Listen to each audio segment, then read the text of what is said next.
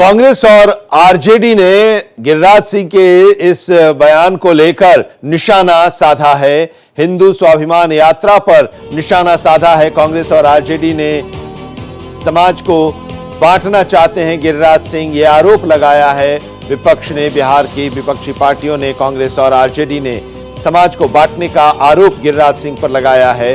और हिंदू स्वाभिमान यात्रा जो गिरिराज सिंह निकालने वाले हैं, जिसको लेकर उन्होंने बयान दिया, अब उसको लेकर आरजेडी और कांग्रेस के निशाने पर आ गए हैं गिरिराज सिंह। और गिरिराज सिंह पर इन पार्टियों की ने आरोप लगाया है समाज को बांटने का।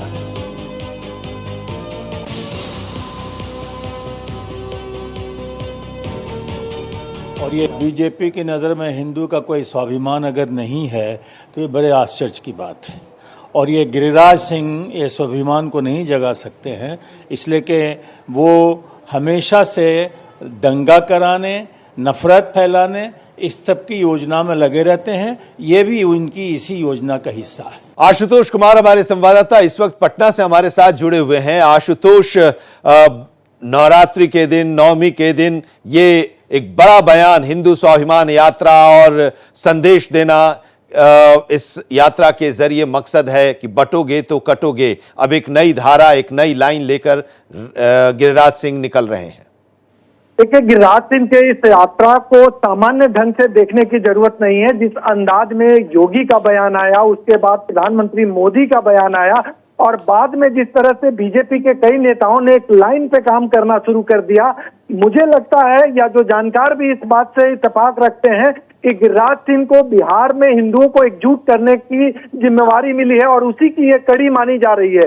16 तारीख से तेजस्वी यादव अपने दूसरे चरण की यात्रा की शुरुआत करने वाले हैं और ऐसी स्थिति में हिंदू स्वाभिमान यात्रा के नाम से गिरिराज सिंह निकल रहे हैं।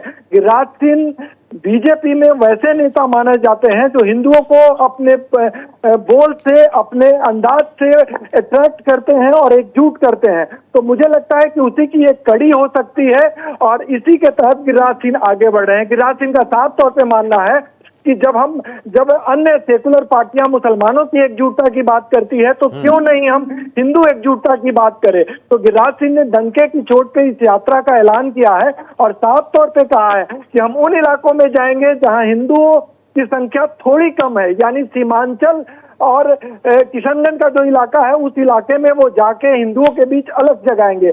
तो एक रणनीति का हिस्सा माना जा रहा है और विपक्षी दल, खास करके जो बीजेपी के विरोधी हैं, वो आरोप लगा रहे हैं कि गिरिराज सिंह के जरिए एक तरह से कहें समाज में नफरत का वातावरण पैदा करने का प्रयास बीजेपी कर रही है। तो आरोप प्रत्यारोप का दौर भी शुरू हो गया है, लेकिन जिस अंदाज में गिरिराज सिंह आगे बढ़ने का हवाला दे रहे हैं, कहीं ना कहीं हिंदुओं को एकजुट करने की रणनीति का ये हिस्सा बताया जा रहा है। जी बिल्कुल। और बिहार में विधानसभा का चुनाव 2025 के अक्टूबर-नवंबर में होने वाला है। उसके पहले एक वातावरण तैयार करने की, जमीन तैयार करने की कोशिश की जा रही है और गिरिराज सिंह इसको नेतृत्व करते हुए दिखाई दे रहे हैं। और 5 जिले की बात भी उन्होंने कही कि किशनगंज से चुनाव लड़ने की हमारी इच्छा है, अब भले ही जमानत हमारा जब्त हो जाए, हिंदू बनकर हम वहां से चुनाव लड़ें। तो ये एक संदेश देने की भी कोशिश है। शुक्रिया हमारे साथ जुड़ने के लिए और इस पर आगे की सियासत पर भी हम आपसे चर्चा करते रहेंगे आशुतोष।